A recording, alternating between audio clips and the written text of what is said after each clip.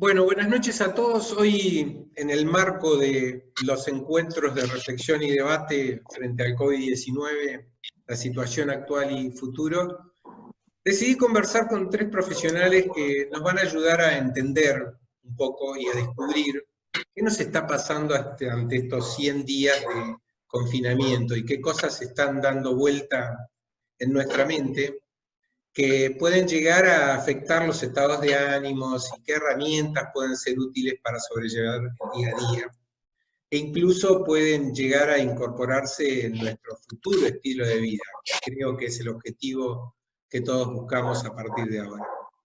La charla le puse un nombre no muy pretencioso, pero creo que es un poco lo que acordamos que queremos lograr, que es hablar de psicología, bienestar y yoga, un camino a la estabilidad emocional.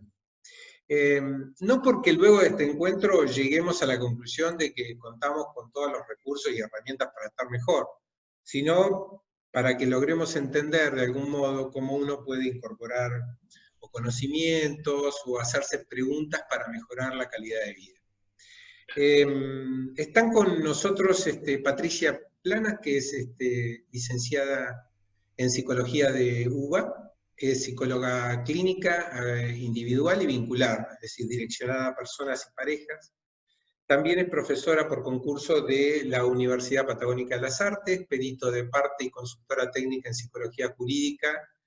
Y bueno, yo la conozco a Patricia a nivel personal y aparte por haber estado ella hace más de 30 años participando como invitada en distintos medios de comunicación regional con la temática de psicología en la vida cotidiana. Patricia, te acordarás que cuando yo era gerente de Canal 10, ibas habitualmente a uno de nuestros programas de la mañana, ¿te acordás?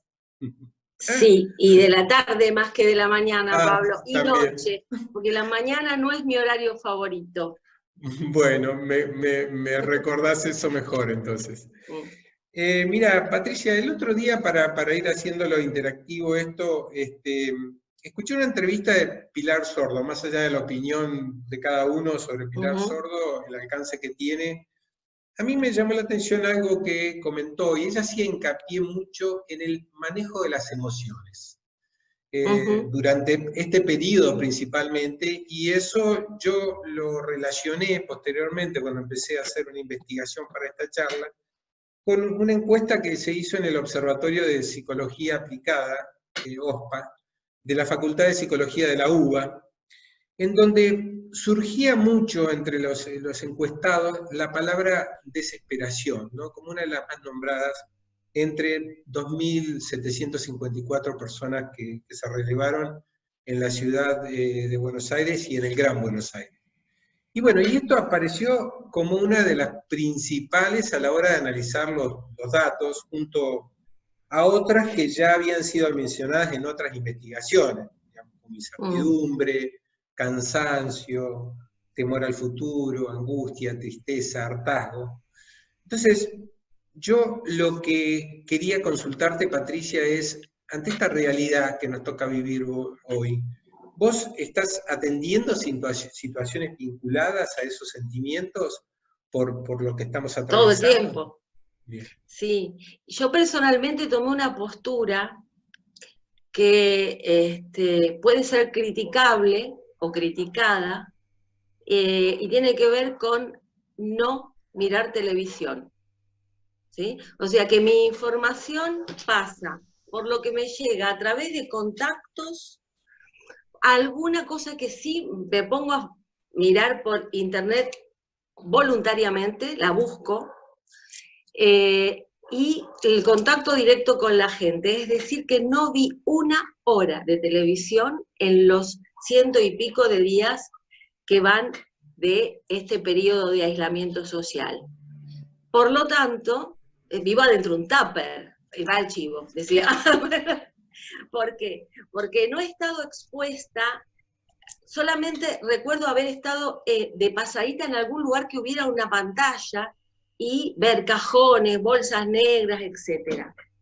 Entonces, yo que tengo más cerca la cotidianeidad de la gente y la intimidad de la gente, desde ahí es que voy a hablar en algunos casos, y concretamente de la atención, o sea, ahora te metes en la casa de la gente a través de la videollamada, ya que la mayor parte de los pacientes se asisten en una videollamada de WhatsApp, ¿sí? O por Zoom, etc. Entonces te metes en la casa también.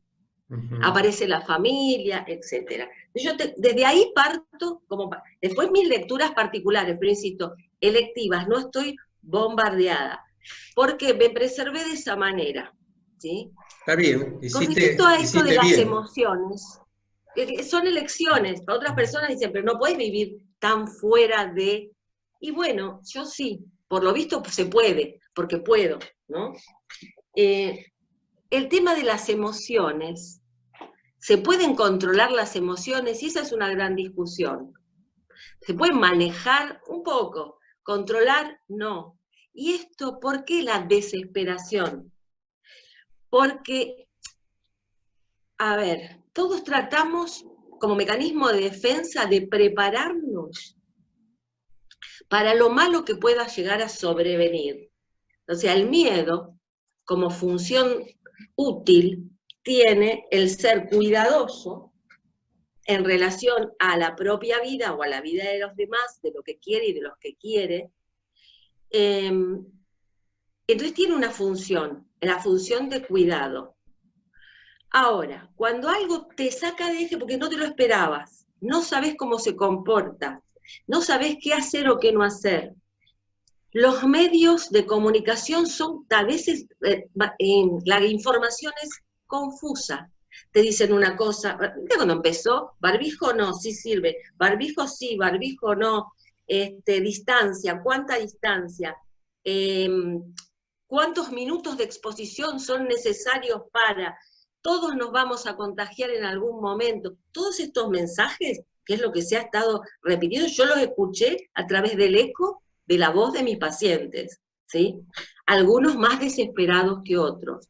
¿Por qué? Por haber perdido la posibilidad de control sobre la posible enfermedad que te lleve a la muerte, además, ¿sí? Eso, o sea, con tanto miedo inoculado, ¿sí? Hace que estos sentimientos básicos, como desesperación y cuando no sentís contar con los recursos para afrontar algo peligroso, ¿sí? ¿Qué genera eso? Estrés, pero a la vez, el estrés que produce baja de defensas. Entonces, si queremos estar saludables, ese sí es una herramienta segura, digamos, para con defensas afrontar la posible enfermedad, lo que tenemos que contar, ¿sí?, es con una disminución del estrés. Ahí sí hay métodos probados para el control y disminución del estrés, no de las emociones, claro. Pero sí seguramente Bettina o Amaki con sus disciplinas van a poder cooperar en esta ilustración en relación a cómo podemos entrar en calma, ¿sí? Como terapeuta quizás es más el diagnóstico de situación, el ver qué situaciones generan qué, y después las técnicas a aplicar. Por ejemplo, ahora yo estoy a full con las técnicas de entrenamiento autógeno y la de relajación progresiva de Schultz y Jacobson, que son las más probadas en eficacia para reducción del estrés. Recomendándolas a través de los canales de YouTube van a encontrar cantidad, y estas dos son las más utilizadas quizás por mí, y entonces por eso las recomiendo. ¿En función de qué? Ya te digo, ¿qué nos encuentra esto? Siempre nos preparamos, ¿sí? Lo menos pensado sucede. ¿Qué recursos tenemos para afrontarlo? ¿Sentimos que no contamos con recursos? El miedo nos paraliza, ¿sí? O nos angustia, o nos genera ansiedad, o nos genera insomnio, o nos genera un malestar subjetivo que se traduce en los vínculos, etc. Sí, yo estuve, digamos, a nivel personal, al interactuar con grupos, uno de los delicados equilibrios que se rompen es el tema del trastorno del sueño. Yo no sé Ujú. científicamente cómo explicarlo, pero en general yo creo que esto que estás comentando vos el manejo de las emociones y la incertidumbre que puede uno proyectarse al futuro, hace tal vez una situación disruptiva en ese aspecto vinculado al sueño, ¿no? ¿Puede ser así? Bien, con respecto a esto, agradezco la información que me pasó un psiquiatra de la zona, el doctor Daniel Ambrogio, al que le consulté hoy en relación específicamente, porque yo decía, a ver, hay algo que sabemos todos, la ansiedad va a generar, o sea, estas situaciones pueden generar ansiedad y angustia. La ansiedad y la angustia alteran el ritmo del sistema nervioso simpático y también del sueño. Ahora, él decía, esta alteración del ritmo circadiano, que es la información que el cerebro maneja para saber cuándo tiene que dormir, se ve alterada por distintos factores. Uno es la luz, por ejemplo, que estamos en esta época del año, digamos, con disminución de la luz, y estos días además colaboran bastante, pero al alterarse también el ritmo de actividades con quedarse en casa por el aislamiento social preventivo, hay, por un lado, menos actividad, por lo menos actividad física. Entonces, consecuentemente, menos necesidad quizás de descansar. El cuerpo recibe esa señal y vos te vas a dormir, querés dormir y no te podés dormir. Si encima le agregamos estímulos, que estamos todos a full con las series que están preparadas para no dejarnos dormir y que quieras un capitulito más, un capitulito más, un capítulo más, y diría Sabina, ring, ring, las 6 de la mañana, que suele suceder. Porque si total no te tenés que, si no hay niños, no te tenés que levantar temprano. Entonces ya el día y la noche, la falta de hábitos Claro, va que cambiando. regulan, ¿sí?, los ritmos biológicos, el patrón se ve alterado. ¿Sí? Ujú, ujú. Entonces, ¿qué aconsejaban? Y el aumento de la actividad física que se pueda, para aquellos a los que les gusta. Y mucha gente lo ha hecho, tomando clases de lo que sea en forma virtual. ¿Sí? Pero los que ya somos medio vagonetas, no. Entonces, el ritmo de salir a caminar, aunque sea un cachitito, hacer una compra, o del hecho de moverte, no lo estamos haciendo, lo que aumenta entonces esta, esta regularidad, esta dificultad en la regularidad del sueño. Te entiendo. Yo el otro día decía, si no es buen momento tal vez, porque esta situación nos dio vuelta la estructura general a nivel individual y a nivel de sociedad. Yo el otro día decía, si no es momento, Patricia, de hacer como un reset, ¿viste? Como cuando el módem no funciona del todo bien, que tenés que resetearte y poder empezar de nuevo.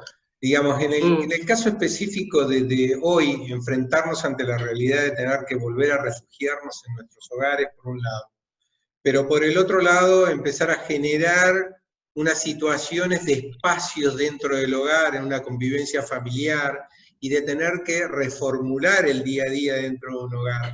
Y también tener que pensar en el futuro, ¿no? Por un lado agarrás y decís, bueno, recuperé los afectos, recuperé la situación del cara a cara, pude lograr afianzar algunos vínculos a través de la tecnología, que de hecho a veces no los podíamos tener por la rutina diaria, pero también al mismo tiempo tengo encorsetado y las dudas respecto a lo que va a ser la salida hacia el futuro. ¿Qué pensás?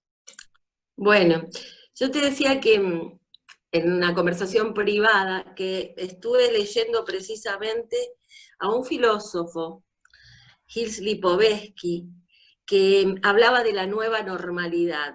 Concretamente, es alguien muy respetado mundialmente, él no cree en un cambio de la humanidad después del COVID-19. Porque ese reset que vos planteás es imposible de hacer en el ser humano, ¿sí? No, o sea, las máquinas quizá, en el ser humano no, porque requiere de tiempo. Entonces, él dice que este discurso colectivo, que se viviría una revolución completa en el modo de vivir a partir de aumento de conciencia, que es lo que vos decís, en este stop que hizo, o sea, un tiempo que ya no es este tiempo, porque ya ahora, vos fíjate que se volvió a acelerar, pero el primer mes hubo un ¡pluf! Así. Es como que todo se quedó un poquito más, mucho, o sea, más quieto de lo que era. Entonces él dice que eso es una ilusión, ¿sí? Que el mundo materialista que conocemos no es un efecto que es de un momento, se fue construyendo, ¿sí? El consumismo, el gusto por lo nuevo, el cambio en la moda, la necesidad de los viajes, tiene que ver con la cultura moderna. Y ya se vio en los países en los que se disminuyó el cerco del aislamiento y que todos volvieron a hacer lo que venían haciendo antes. O sea, salieron corriendo a las playas, a los lugares a los que estaban habituados, ¿no? Entonces, esto, que es el posmodernismo, tiene que ver con la destrucción de las tradiciones anteriores. Fíjate que antes los hijos vivían como habían vivido los padres, y como los padres habían vivido como habían vivido los abuelos, con pequeñas modificaciones. Ahora hubo un cambio de paradigma. Esta cuestión del disfrutar. Porque hoy el mandato no es, no sé, el sacrificio, el esfuerzo, el trabajo, la honestidad. No, ponerle que un poco sí, pero disfrutar. Entonces, la enfermedad no nos va a hacer más sabios o más lúcidos. Para esto es necesaria otra cuestión. Y él lo que plantea, voy a ser sintética con esto, es que es a través de la educación. ¿Por qué? Porque un cambio político y económico, primero, es mucho más difícil de implementar que un proceso de educación en el cual, a través de los niños, se llega a los padres y se llega a las familias, porque los niños están más abiertos a incorporar nuevos hábitos, y tiene que ver con el cuidado de lo ecológico. Esto que nos está pasando tiene mucho que ver con el descuido humano en relación a la vida y al planeta. Entonces, lo que se plantea es que no va a haber un cambio tan importante, que pareciera eso, que sí, pero en el fondo es superficial. Que vamos a tratar de volver a los viejos hábitos y que lo que debemos hacer como humanidad, ¿sí?, es ser más conscientes, que los chicos lo tienen. Fíjate que una de las inteligencias que Howard Gardner, el creador del concepto de inteligencias múltiples, plantea es la inteligencia ecológica. A las 7 que venía planteando, le plantea la ecológica y la espiritual. Son las dos nuevas, ¿sí? Entonces, este cuidado del medio también, ahí entra la discusión de si la educación se debe centrar en lo productivo o en lo humanístico. Muchos países quitan recursos para lo humanístico, pero es que lo productivo sin lo humanístico pierde sentido. Ahora te decían, por ejemplo, bueno, tenés tiempo de leer, tenés tiempo de disfrutar, de ver un espectáculo, de escuchar música. Si eso vos no lo tenés preparado de antes, no, o sea, tu cerebro, tu cuerpo no lo van a asimilar. No, si correcto. no fuiste educado para eso. Yo creo que pasa por un cambio cultural, como decís vos, de las nuevas generaciones, y también un replanteo de algunas realidades. Yo en esto sí estoy imaginando que puede darse el replanteo de distintas formas. Es probable que volvamos a una maquinaria de volver a andar, pero dejando en claro que es una oportunidad que tenemos. Eso. Bien, bien, cuando digo esto de lo ecológico, hablo de esto que viene circulando, bueno, las enfermedades transmitidas por animales, ¿sí? Sí, sí, sí, Por sí. el exceso de población, el calentamiento global, etcétera, etcétera, etcétera. Muy bien. Bien, yo quisiera agregar una cosita a nada que ver de lo que estuvimos hablando antes, sino que tiene que ver con la gente que está en este momento o estuvo afectado por el COVID-19. Te voy a Porque me parece, interrumpir, te voy a dale, interrumpir, no te enojes, bueno, porque tenía una pregunta para hacerte y como te conozco, pero la vamos a guardar al final, así le damos un poco dale, de paso a Betina perfecto. para poder manejar otras problemáticas. No te enojes, pero la tengo para el No me final. enojo. Bien, vamos, Perfecto, la dejamos para después. dale. Bueno, Betina, bienvenida. La verdad que un gusto Nos tenerte quedamos acá. esperándola a Patricia porque la verdad me encantó oírla. Ah, bueno, bueno, bien, bien, me encanta la interacción. Ahora Gracias. vamos a ver. Brevemente les cuento, Betina, yo la conocí en una actividad que estuve haciendo de emprendedores, en donde ingresé a un foro determinado, contando un poco de estas realidades de las charlas que estaba empezando a armar desde la agencia de publicidad. Y la verdad que inmediatamente Betina contestó un WhatsApp, porque es un grupo de WhatsApp, diciendo que le interesaba lo que estaba generando, había visto una de las charlas, y dijo que ella estaba dispuesta para aportar desde su experticia en lo que yo quisiera. Realmente es una profesional impecable en su trabajo, charlamos un montón. Quiero que se presente brevemente y después te voy a hacer algunas preguntas ya para ir a los temas. Muchísimas gracias, Pablo. Bueno, saludos a todos los que nos están viendo. Yo soy Betina Dávalo, soy licenciada en Administración de Empresas. Me formé también como coach ontológica. A ver, acá voy a abrir un paréntesis.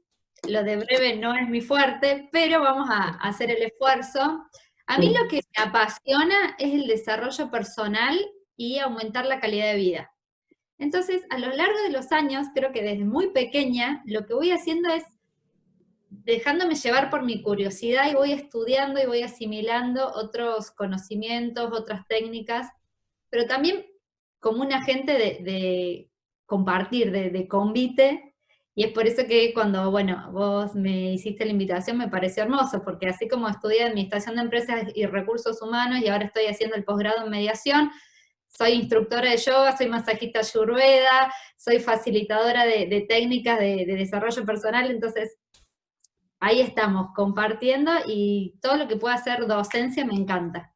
Bien, bien, bien. Bueno, justamente ese perfil multifacético a mí me llamó la atención y de alguna manera me parece oportuno tu conocimiento para hablar de la introspección, ¿no? Que en algún momento debemos hacer todos, digamos, es esa especie de mirada interior que yo le planteaba también a Patricia con ese planteo de reset, pero podemos hacerlo sin necesidad de reconfigurar todo, que debemos tratar de hacerlo y que se agudizó capaz que en esta cuarentena, ¿no? Entonces, yo te pregunto, porque estas herramientas vos las conoces, ¿ayuda a hacer un FODA personal como se hace en las empresas? A partir de conocernos uno debe plantearse desafíos. ¿Qué se puede aprender en ese recorrido? Contanos cómo es el camino, contanos un poquito. Es muy interesante el FODA como herramienta y muchas veces yo a la gente le digo, pensate vos como una empresa, que tenés ciertos recursos, ciertos tiempos, ciertos objetivos, y necesariamente en tu ser único e irrepetible vas a tener fortalezas y debilidades.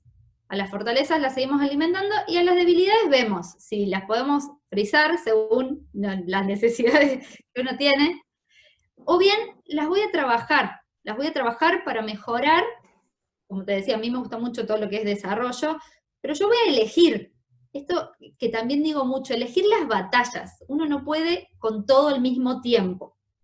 Entonces me voy a poner objetivos y voy a ver qué puedo hacer al respecto. Pero primero tengo que reconocer qué quiero, hacia dónde voy. Y ahí voy a ver qué sí ya tengo, o en qué me tengo que formar, en quién me tengo que apoyar, dónde tengo que pedir ayuda, esto también. entender, bueno, ahora nos ha pasado mucho con el aislamiento de darte cuenta que tenías o no tenías una familia, tenías o no tenías la posibilidad de trabajar desde casa, compañeros, un jefe, la tercera edad, que se difundió mucho esto de quién se ofrece para hacerle las compras a la gente grande y que la gente no salga. Es decir, hemos podido reconocer en este contexto, hemos tenido la oportunidad, coincido con todo lo que dijo Patricia, me encantó porque cuando ella iba escuchando, yo iba sintiendo todo lo que decía.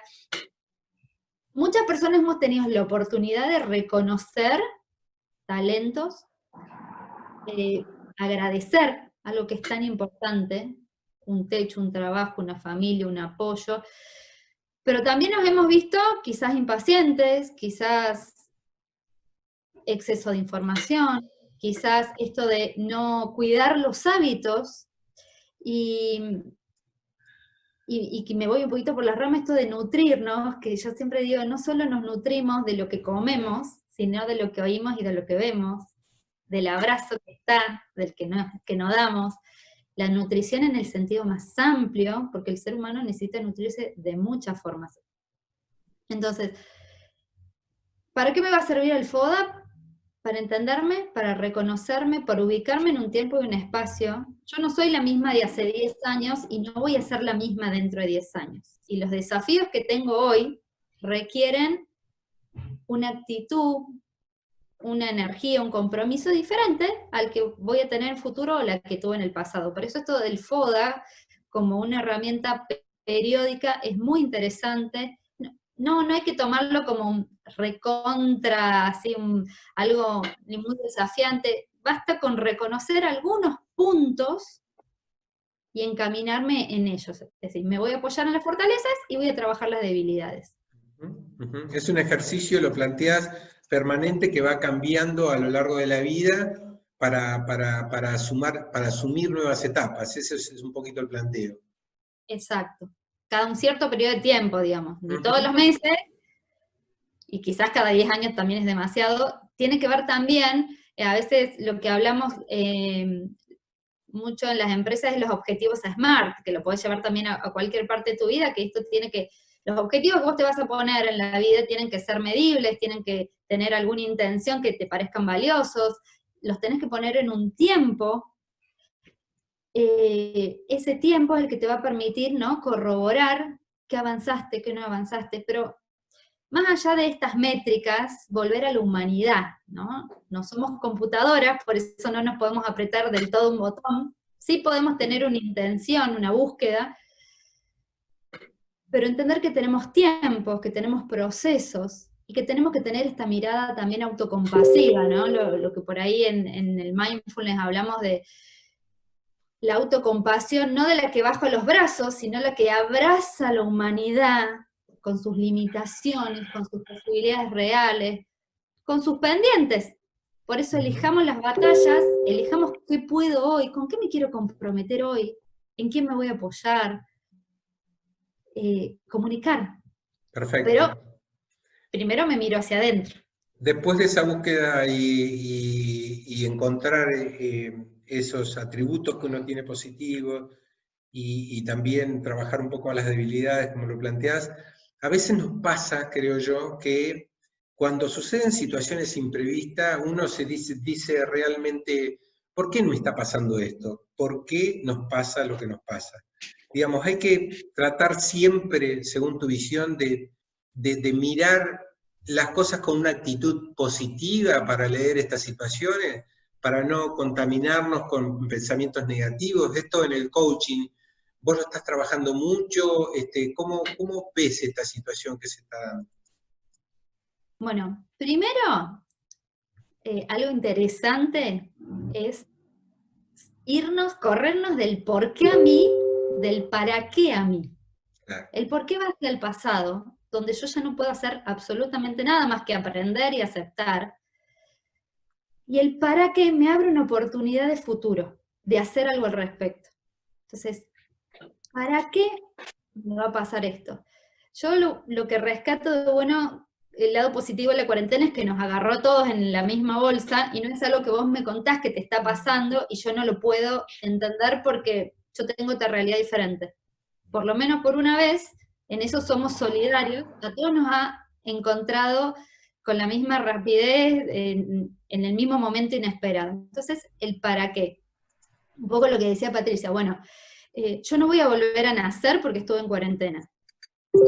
Lo que sí, yo digo, a ver, reconozco que tengo talentos, reconozco que hay cosas que no me salen, quizás no me sale esperar que me dejen salir, yo quiero salir, bueno, voy a elegir todo eso, voy a decir, a ver, ¿qué herramientas tengo? ¿Qué puedo hacer? Quizás muchas personas se han dado cuenta que tienen que volver a terapia, quizás hay personas que dicen, bueno, a ver, ¿qué tal si me hago una meditación online? ¿Quién es el referente en mi zona? ¿Por qué no le pregunto a mi amiga que ya está yendo a yoga hace mucho tiempo? Ojo, y volviendo con lo que decía antes, ¿cómo estoy comiendo? Muchos creo que al inicio de la cuarentena, pijama full. Bueno, ahora, decir, no, para, si yo trabajo, recupero hábitos tan simples como decir, me peino, me visto profesionalmente para estar frente a la pantalla. Sí, un cambio de actitud, ¿no? Totalmente, pero lo tenés que reconocer. Lo tenés que reconocer, y además, a mí me gusta esto porque vos cambiaste observador, decís, epa, acá hay algo que no me está gustando del todo, ¿qué puedo hacer al respecto? Desde lo que tengo, o sea, desde lo que tengo, y elijo que sea diferente. Y por ahí nos damos cuenta que simplemente era, en el caso de las mujeres, volvernos a poner el lápiz labial en la mañana. Y ya nos vemos diferentes. Y capaz que era eso, y no era algo tan grande. A veces nos ponemos como mucho esfuerzo, muchos desafíos, y a veces son pequeñas cosas. A ver cómo estoy comiendo. No, como ahora ya no voy al súper, todo delivery. Bueno, quizás tenga que sentarme un día a la semana y revisar, hacer una planificación de alimentación, porque también esto nos va a predisponer. O sea, si cuando comemos y algo nos cae mal y no estamos con nuestros mejores estados de ánimo, también va a influir. Sí, sí, voy a hacer una charla de eso, aunque ya me estás dando el pie, aparte yo lo tenía pensado respecto a la buena alimentación. Bien, Tenemos muchas herramientas a mano. Vamos a darle paso y agradecerle a Maki. Después retomamos porque quiero hacerte otra pregunta, Bettina. A Maki, que gentilmente nos esperó hasta el final. La voy a presentar a Maki. Maki es profesora de yoga y directora del centro Mukti, digamos, yoga, que es de acá de General Roca. Maki tiene un grupo de fans, digo yo, dentro de sus alumnos, porque todos me comentaron que ella es una excelente persona, por lo que irradia, por su mística, y eso no es un atributo menor hoy en día. Así que miremosla con un prisma diferente a ella para que nos irradie. Mira, Maki, hoy más que nunca me parece que, a ver, es importante encontrar aquellas herramientas que contribuyan a apaciguar y a encauzar el movimiento mental, que es parte de un desafío que vos seguramente trabajás a diario. Y ahí te planteo, digamos, vos nos podés contar brevemente cuáles son los pasos para llegar a ese camino e ir logrando este estadio.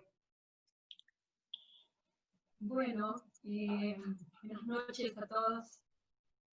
Como vos decís, el yoga, que es lo que yo practico y a lo que me dedico ya hace varios años, es un camino muy amplio, es un camino muy profundo. Y si bien acá, como en Occidente, se conoce como apenas una partecita de ese camino, que básicamente es la parte más física, ¿no? Todo el mundo conoce la parte de lo que es la práctica de posturas físicas, es un camino bastante más amplio que eso, ¿no? Y parte de ese camino trabaja justamente el encauzar todo lo que es el movimiento mental, ¿no? De hecho, la base del yoga es eso, es como poder detener ese movimiento mental, que es un estado de meditación profundo. Y en realidad hay muchas técnicas, hay muchas herramientas, y yo siempre digo que la más profunda y la más directa, y que es muy accesible porque todos la tenemos a la mano y muchas veces se nos escapa y no la usamos, es la respiración. La respiración está completamente y directamente ligada al movimiento mental. Entonces, en todas estas prácticas que son muy antiguas, muy poderosas y a la vez muy vigentes en el tiempo actual, se trabaja con la base de la respiración. Entonces, cuando nosotros, por ejemplo, hacemos prácticas físicas, que son las posturas, que trabajan sobre todo el cuerpo energético, el cuerpo emocional, porque no estamos disociados, tenemos este cuerpo físico que está conectado con todos los demás cuerpos. Entonces, al trabajar todo este aspecto físico, estamos trabajando nuestras emociones, nuestro cuerpo mental, nuestro cuerpo emocional. Y la base sobre lo que se realiza la práctica es el ritmo respiratorio. Entonces eso va generando de manera natural un estado interno, ¿no? Como hablaban las chicas que las estuve escuchando ahí atentamente, Patricia empezó hablando, ¿no?, con esto de que recomendaba, por ejemplo, lo primero que dijo, no vean televisión, o esto, ¿no? Bueno, desde yoga, desde el punto de vista del yoga, eso es un estado de la mente que se llama discernimiento, que también todos tenemos, y que muchas veces no usamos justamente por estar bombardeados o con la mente completamente nublada o llena de información. Todos tenemos acceso al discernimiento, pero ¿qué pasa cuando la mente no está encauzada, o no está tranquila, o no tiene una dirección? No podemos discernir, y realmente eso es lo que nos saca de nuestra salud y de nuestra cotidianeidad, porque naturalmente todos somos sanos, ¿no? O sea, salvo que hayamos nacido con alguna cuestión excepcional, la salud es un bien que todos tenemos, y el discernimiento también. Entonces, en este trabajo de conectar con todos nuestros cuerpos, de ser consciente de la respiración, el discernimiento es algo que viene de manera natural. Y el discernimiento es lo que te permite elegir, esto lo tomo, esto no lo tomo, esto es real, esto no es real, necesito esto para mi salud, necesito este alimento, este no. Y ya no, las cosas no vienen tanto de afuera. No necesito ir a una persona que me diga qué me hace bien comer, qué me hace bien para mi estado de salud, para mi espíritu, para mi conciencia. Simplemente cuando uno está en ese discernimiento natural, elige lo que es saludable y bueno para sí mismo. Entonces, yo creo que es muy importante el encauzamiento de este movimiento mental, porque es lo que nos da como la base para estar tranquilos y poder realmente de manera natural ver lo que realmente necesitamos.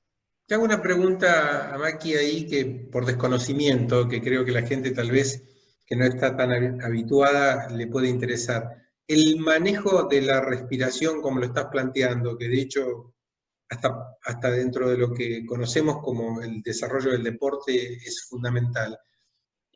¿Cuesta mucho incorporarlo? ¿Es una rutina difícil para poder llegar a manejarla y poder lograr estos beneficios positivos de aquietar la mente y de poder lograr ese estadio de bienestar? Bueno, la verdad es que es algo muy sencillo, pero que nadie nos enseña. Yo creo que también, volviendo a lo que decían las chicas, es una cuestión de educación y es una cuestión cultural. Porque también hay otras culturas que me ha tocado conocer y viajar, interactuar, que es algo que se enseña desde los niños cuando nacen en su casa. Nosotros, nadie nos enseña a respirar y es básico, o sea, nosotros nacemos y tenemos vida gracias a la respiración. Y lo último que hacemos cuando nos vamos y desencarnamos y dejamos este cuerpo es justamente dejar de respirar. O sea, la respiración es el hilo que atraviesa nuestra vida. Y nadie nos enseña a regularla, a dosificarla, a tener una base de respiración profunda, rítmica. Entonces no es algo realmente difícil de aprender, simplemente es que no hemos tenido esa educación. Entonces hay muchos tipos de respiración, pero todas son sencillas de aprender y como todo es un hábito que se incorpora, ¿no? Entonces uno simplemente enseña un tipo de respiración y luego es práctica, no es más que eso. No tiene ninguna otra cuestión así difícil. No, claro, uno tan básico lo plantea, pero realmente creo que hace como lo está comentando vos, ¿no? El eje que nos atraviesa a todos y que tenemos que tomar, digamos, ese tiempo de aprendizaje, de mamarlo y poder ponerlo en práctica para el resto de la vida, es correcto. Voy Entiendo a... Sí, por ahí de favor. que uno quiera estar pendiente que como es algo automático la respiración, que sucede sin que uno esté pensando, uno le presta atención, pero cuando uno empieza a prestar atención a la calidad de su respiración, si en este mismo momento cerramos los dos ojos 2 minutos y escuchamos cómo estamos respirando y cambiamos la calidad de la respiración, todo cambia, el pensamiento cambia, las emociones cambian, nuestra estabilidad, nuestra claridad, todo cambia. Y Sí, entonces es una cuestión de conciencia. perfecto. Yo me acuerdo que en algunas charlas, que a mí me resultaba bastante inverosímil, si bien no es tu métier, pero a mí me hablaban de la meditación y me comentaban algunas personas que hacen el ejercicio de la meditación, que no era para nada necesario tomarse un tiempo prolongado para meditar, que con tomar 15 o 20 minutos de tu jornada diaria para poder hacer ese ejercicio que incluye mucho de lo que es la respiración que estás comentando, el efecto es altamente positivo, digamos, y eso a mí me llamó la atención, porque uno cuando imagina el proceso de meditación se hace toda una película que tal vez la realidad no es tan así. Bueno, con respecto a la meditación, hay muchas como escuelas, caminos, tipos de meditación, algunas que son muy antiguas, por ejemplo el Vipassana, ¿no? Que son meditaciones así con una estructura de silencio, de quietud, de observación profunda de la respiración. Después hay muchos otros desarrollos, ¿no? Algunas trabajan con respiraciones que son distintas, que producen hiperventilación, entonces producen estados alterados de conciencia, o sea, hay mucha gama. Pero lo cierto es que aún uno tenga el tiempo o el hábito de practicar 10 minutos, hay personas que practican por días de meditación. Eso es algo que uno puede adaptar a su vida personal, porque todos tenemos realidades también de vidas distintas, ¿no? Si tenemos hijos, si tenemos trabajo, si tenemos una vida sedentaria, dónde vivimos, cómo vivimos, con quién vivimos. Pero aún el tiempo que cada uno pueda tomar, que es una elección también, tomar ese tiempo, de esto que hablamos del discernimiento, poder elegir tomar ese tiempo para practicar, siempre es beneficioso. Sean 10 minutos, sean 3 horas. Hay meditaciones activas para la gente que no puede entrar en aquietamiento. Una meditación también puede ser tocar un instrumento, pintar un cuadro, estar en estado meditativo mientras cocinás. O sea, la meditación no es una sola. O sea, hay miles de maneras de meditar. Es un estado la meditación. Perfecto. Voy a volver ahora a Patricia. Había un tema que tal vez un poco lo que querías comentarme, Patricia, y te corté en el uso de la palabra, pero No, está bien. Yo pensé que venía todo de una. Igual quería decir algo, cuando Maki empezó a hablar de la respiración, inmediatamente, seguramente capaz que a Betina le pasó lo mismo, ya empezamos a respirar con la respiración abdominal que nos la olvidamos y hacemos la respiración alta. Entonces basta mencionar la palabra para que el cuerpo tenga la memoria y empecemos. Yo me hice unas relajaciones bárbaras mientras las escuchaba, porque entré en ese estado de conciencia, bueno, el mindfulness trabaja eso, de conciencia de la respiración, por eso me reía y me sonreía, diciendo que, o sea, cómo rápidamente... Lograste empatía.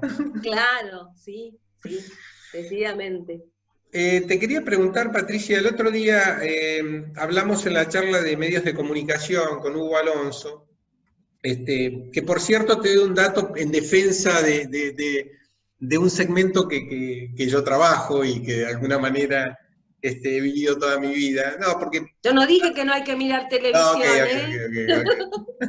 Pero lo que le pregunté a los referentes de los medios es el rol que tuvo en general los medios de comunicación a nivel regional para el tratamiento en la pandemia y aparte de una encuesta nacional que se hizo al respecto, ellos sentían que habían cumplido un rol, digamos, positivo en muchos aspectos, pero no te quería llevar a ese punto, sino que en parte de la charla, una de las cosas que a mí me dijo Hugo en el planteo fue que los medios fueron bastante responsables en el cuidado de la información con aquellos pacientes que se le detectó COVID. La identidad, vos decís. Exactamente. El resguardo de la identidad. Exactamente, pero que ellos no lo plantearon desde el punto de vista, digamos, legal, sino desde el punto de vista de asumir una conciencia de que no era responsabilidad social. Bien. A eso porque una cosa es Buenos Aires y otra cosa es, por ejemplo, en esta ciudad General Roca. Por eso, primero porque a mí me es natural resonar con la compasión, digamos, resonar, padecer con el otro y resonar por motivos personales y profesionales. Entonces, atendiendo a las personas que tuvieron COVID-19 y escuchando, yo vi que, por lo menos las personas que se recuperaron, ¿no? Lo que más padecieron fue, por un lado, la soledad, porque por el miedo, hasta los profesionales de la salud te dejan solo. Entonces, en el aislamiento, me decía, te dan el termómetro para que te tomes la temperatura, te llaman por teléfono, pero ni siquiera te alcanza nadie nada. Entonces estás en soledad. Pongamos que esto es una medida preventiva que podría, igual, yo creo que en la medida en que se hace experiencia, esto se va modificando, ¿sí? Bueno, los primeros casos, ¿sí? Pero después, el tema también de lo obsceno, del chusmerío, de lo morboso, de querer saber detalles, ¿sí? Y estigmatizar a las personas que padecieron COVID-19 como irresponsables, como irrespetuosas con el resto de la sociedad, porque seguro que se contagiaron porque algo malo habrán hecho. No me acuerdo la frase de Brecht, pero ¿te acordás esa de que primero vinieron por uno, cuando me tocó a mí? Bueno, era demasiado tarde. Ojo con eso, porque tenemos que ser cuidadosos. Las personas que tuvieron, y se difundió en el barrio, y por Facebook, y después los comentarios, gente que se ha ido de su casa, estoy pensando en una persona en particular, que ayer me contaba que se fue de su casa, con su familia, a la casa de un familiar, porque en el barrio los miraban mal, comentaban cosas, se apartaban, cuando se supone que se sabe que hasta una profesional de la salud que se contagió claramente, digamos, haciendo guardia 48 horas en Chipoleti, ¿no?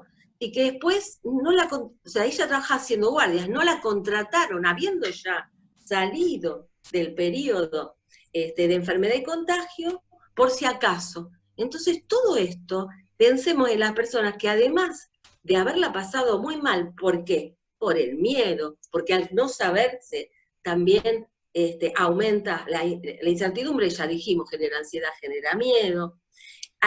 Sus sentimientos, yo le pregunté, bueno, ¿qué sensaciones? Angustia, dolor, pero no dolor físico, ¿sí? Sufrimiento mental, incertidumbre, miedo, a todo lo que se venía diciendo también, esto de que te entuban y estás, no sé, boca abajo y que te aíslan, cuando te hacen el hisopado te llegan a trepanar el cerebro, todas estas cuestiones, digamos que hay veces tienen que ver con una exageración, otras veces no, pero la incertidumbre y el desconocimiento son terribles. Y entonces, aquellos que se contagiaron, muchas veces trabajando, no por estar comiendo asado y tomando mate que guarda, el que comió asado y tomó mate es porque, digamos, su nivel de educación no dio para que pensara que realmente eso se ponía en riesgo. Claro. Entonces, ahí volvemos al tema de la educación. Entonces, como efecto positivo, digamos, las personas que pasaron por esto, que algunas quedan con estrés postraumático, ¿sí? Que el estrés postraumático sucede cuando precisamente no pasó nada con la vida física, con la salud física. Terminó siendo algo irrelevante, pero se afecta mucho el psiquismo. Entonces hay una serie de secuelas en relación a eso. Pero en relación a lo positivo, y esto me lo han dicho todos los que pasaron por ese proceso, como una hipersensibilidad, como un aumento también de la sensibilidad para con los otros, y como mayor sensación de fortaleza y necesidad de acompañar y ayudar a otros. Como para calmar a otros, para no desde ese otro lugar, digamos, más, insisto, de una curiosidad morbosa, sino desde un lugar de solidaridad auténtica. Y bueno, ese es mi mensaje principal, porque puede ser que nos toque, que le toque a tu hijo, a mi hijo, a mi hermana, a mi madre, a quien sea, y esto de, no, el dedito, ¿viste? Cuando Inquisidor. Un dedo va para adelante, 3 vienen para atrás. A ver, entonces me voy a fijar en los 3 que vienen para atrás, no en el dedito acusador hacia los otros. Y el cuidarnos. Está muy lindo este comentario que decís, porque bueno, también nos lleva a pensar en la época oscura de las grandes enfermedades que hoy se sobrellevan naturalmente. Me acuerdo el primer periodo del SIDA, cómo se trataba directamente a los pacientes, y también está muy interesante esta actitud que notaste, comprobada, porque fueron casos cercanos, que los que sufrieron el COVID tienen la necesidad de brindar algo hacia los demás como una actitud solidaria y colaborativa para que puedan que fue la que no sintieron, que claro. Fíjate qué loco, porque uno puede decir, bueno, como a mí me lo dieron, yo lo doy. En este caso es al revés, como no me lo dieron, yo voy a tratar de no hacer lo mismo, no replicar. Está perfecto. Bien, vamos cerrando. Yo creo que le voy a dejar una pregunta última a Bettina y otra a Maki. En principio, Bettina, yo te planteo dentro del esquema de trabajo individual que vos estabas diciendo que es oportuno hacer y que ayuda, y que después de revisar un FODA personal podemos reinventarnos en algún aspecto. Digamos, yo quiero que nos cuente, viste que hay mucha gente que hoy tomó la cocina como un desafío personal dentro de lo que es la pandemia, o tomó la actitud de la lectura. Digamos, ¿a vos te parece que trabajar sobre esos talentos que uno tenía olvidado, eso es positivo? Y el famoso tema que también se habla del agradecer, digamos, ¿por qué hay que agradecer sobre determinadas cosas? Contanos a ver cómo es ese camino. A mí me gusta, cuando hablamos de positivismo, esto de un positivismo real, ¿no? Porque a veces, por ahí vos tenés un mal día y te cruzás con alguien y te dicen, no, pero ya va a pasar, vos tenés que ser positivo. Vos decís, pero es el peor día de mi vida. Hay que conectarse con eso también. Porque si vos siempre estás arriba, nunca vas a enterarte que hay un abajo. Entonces, estos vaivenes son parte de vivir, parte de nuestra humanidad, parte del valorar, ¿no? De repente, yo valoré muchísimo el poder cocinar. A mí me gusta cocinar, pero también soy de las que necesita tiempo para cocinar. Y dije, uy, qué bueno, estamos todos para almorzar, porque si no mi hija estaba en la facultad, almorzaba en la facultad, mi pareja comía en la oficina, a veces sí, a veces no. Entonces, qué lindo cocinar para todos. Y me conectaba con eso, y hacía un momento de mindfulness, no solo en la cocina, sino cuando nos sentamos a comer esa comidita casera, te haya salido bárbara o no, porque tampoco es que ahora con esto, porque de repente yo leí en Facebook los memes, tampoco es que yo me tengo que volver doña Petrona porque estoy en cuarentena, digamos.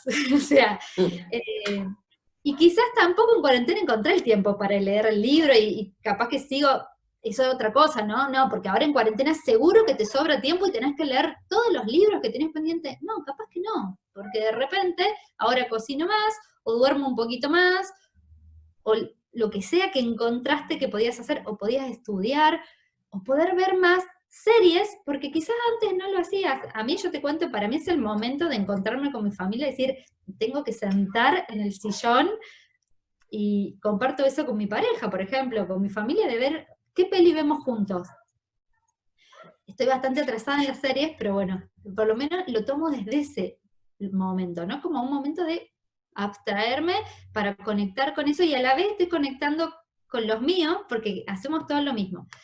Entonces, no sobrevalorar el positivismo, entender que sí, que seguro hay algo positivo en todo esto, porque muchas personas han tenido que emprender, se han puesto a vender cosas que no necesitaban en la casa, o se han puesto a ayudar a otras personas, desde lo físico, o desde poner el oído, o llamar a esa amiga que no llamabas, o nosotros, este espacio no existiría si no hubiera sido por el COVID. No nos hubiéramos conocido y no estaríamos compartiendo conocimiento si no se hubieran dado todas las condiciones que se dieron. Entonces, volver a pequeñas cosas de gestión emocional, como me permito respiración consciente, me permito cocinar, me permito no salir mejor en este COVID, digamos, me permito cosas, y agradecer, porque hay mucho para agradecer. Yo creo que hay muchas cosas que no nos enseñan, ¿no? Que sería genial, pobre la escuela, porque siempre terminamos cargando a la escuela pero quizás nosotros los padres también ser parte de este proceso, de esta nueva escuela, donde hablar del agradecimiento, porque muchas veces el estrés, ¿no? Y el consumismo y el exceso de trabajo viene porque tenemos tan puesta, nos han enseñado a poner la mirada en lo que nos falta, por eso te decía hace un rato esto de enfocarte también en la fortaleza, y por ahí hay debilidades que no las vas a tocar nunca, y está todo bien con eso. Porque siempre como la mirada está en lo que nos falta, nos olvidamos de todo lo que ya tenemos. La salud, la familia, los amigos, el haber podido estudiar, el techo, la sábana limpia, un montón de cosas que tenemos para agradecer, porque si no, siempre nos va a faltar. Correcto. Y siempre nos va a faltar. Entonces también entender ese concepto. Siempre algo te va a faltar. Pero utilizar el agradecimiento como lo estás planteando, por entender la realidad que uno inclusive puede vivir mejorada de cualquier otro hogar carenciado u otras gentes que sufren realmente necesidades en el día a día. A veces no terminamos valorando lo que tenemos y, como decís vos, es positivo poder agradecer. Está bueno tu idea. Bueno, ahí quiero cerrar con Maki con una pregunta, Maki, que yo leyendo información, porque no soy cultor del yoga, siempre te dan todos los atributos positivos de lo que genera el yoga. Entonces yo miraba, bueno, te genera aumento de flexibilidad, aumento de circulación de sangre, aumento de fuerza muscular, ayuda a la estructura ósea, estoy recordando los temas, los tengo acá escritos. Ayuda a reducir los niveles de estrés, ayuda a tener mejores patrones de sueño, aumenta la autoestima, te ayuda a tener un mejor estilo de vida, puede ayudar a bajar peso, refuerza el sistema inmune, en fin, parecería que son realmente todas bondades en este contexto, y por eso, de algún modo, yo siento que quien practica yoga tiene como una mística muy especial, se aferra muchísimo. Vos a tus alumnos los formás para que sean voceros de estas cualidades positivas que tiene la práctica, y en ese aspecto, digamos, ¿cómo hacen para, digamos, que ellos mismos, que son efecto multiplicador, incentivar a otros a crear esa gran comunidad y que se apasionen y respiren el yoga todo el tiempo? Contanos un poquitito esas fórmulas. Bueno, yo la verdad que lo que pienso es que lo más valioso que le podés dar a otra persona es que entre en su propia experiencia personal. Porque uno puede hablar, puede incluso leer un texto, ¿no? O hablar de su propia experiencia personal, pero en realidad uno toma valor de las cosas o las hace carne cuando las experimenta por sí mismo. Entonces, si uno, por ejemplo, lee un libro leyendo todos los beneficios, ¿no?, entre comillas, que puede traer el yoga, o mucha gente llega porque los manda el médico, los manda el psiquiatra o lo que sea, yo la verdad que no pienso que no importa por qué una persona llega, lo importante es la experiencia que adquiere personal, ¿no?, lo que le sucede estando ahí, que pueden ser múltiples cosas. A veces sí, bueno, desarrolla la flexibilidad, es un aspecto nada más, ¿no? Mucha gente viene a una práctica y se larga a llorar la primera práctica, y no entiende qué está pasando. Simplemente hizo un ejercicio que abrió el pecho, hizo así, de golpe se destrabó algo emocional que estaba cargando, y entra a llorar. Entonces, pasan múltiples cosas, y eso es lo que genera que una persona sienta por sí misma, no como algo impuesto, el hecho de querer profundizar, porque ve que algo se está transformando dentro de sí, algo se está despertando. Y esa transformación, que a veces no es consciente, simplemente está sucediendo y de golpe empiezan como a caer fichas de lo que está pasando, de cosas que se están movilizando. Esa es la riqueza del camino, la propia experiencia personal. Así como yo tengo mis propias experiencias, cada persona que hace una práctica tiene su propia experiencia. Y para cada uno es distinto porque todos somos distintos y todos tenemos realidades personales, ¿no? Y experiencias personales. Así que yo creo que el yoga tiene eso, ¿no?, que a cada uno le da lo que necesita y le da herramientas para su propia evolución, para encontrar su propio propósito, para tener su propia claridad, para construir su propio sistema de salud de manera consciente, o sea, que realmente mi cuerpo como es, mi estado físico necesita, porque todos también tenemos naturalezas distintas, entonces no todos necesitamos lo mismo, ¿no? Eso también es muy occidental, como que clasificamos lo supuestamente bueno y malo, y desde esta visión es adecuado o no adecuado a mi naturaleza. Entonces es un camino de autodescubrimiento. Y por eso se vuelve comunidad, porque hay una gran aceptación de que todos somos distintos, todos somos iguales también, y todos tenemos necesidades particulares, y que cada uno las tiene que descubrir. Entonces es un camino de autoexploración.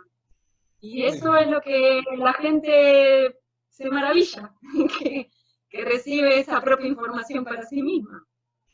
Eso creo que es.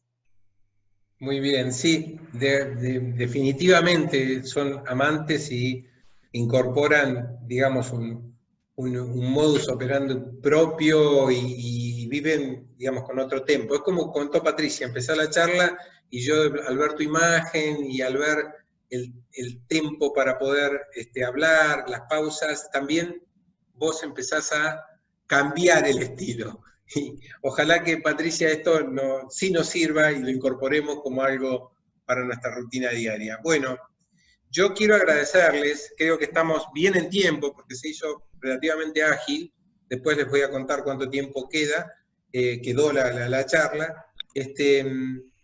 Sinceramente para mí fue una experiencia muy linda esta porque es un tema, digamos, que no estoy habituado a tratar.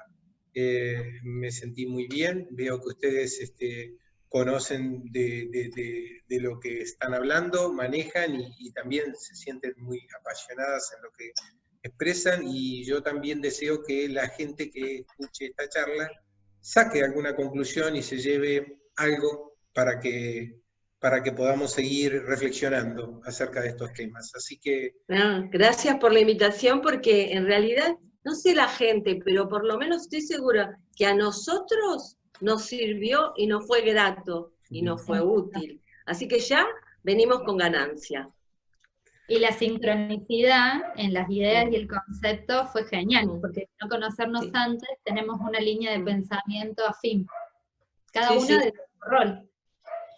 Bueno, muy bien, Amaki, gracias por todo, gracias por tu tiempo, encantado de conocerla. Hoy me sentí rodeado de mujeres bárbaros. Claro. En mi salsa, imagínate, Patricia. Los ángeles de Pablo.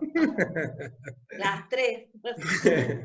Bueno, estamos en contacto, gracias. Difundan gracias después, les voy a avisar cuando subimos a a las redes esta reunión y nos mantenemos en contacto.